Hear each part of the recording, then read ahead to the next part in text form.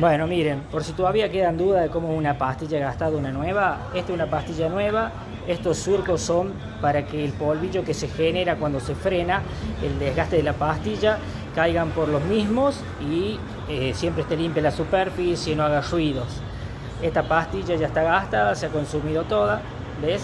Solamente está el hierro nomás, el fierro.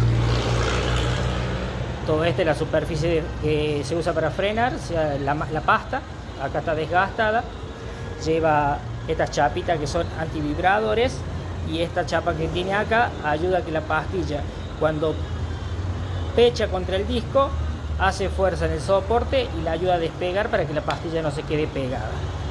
Son pastillas de una Nissan, ¿cómo se llama esta? Es como una Renault Alaska, la Nissan, ahí le digo bien, la Frontier nueva, Nissan Frontier.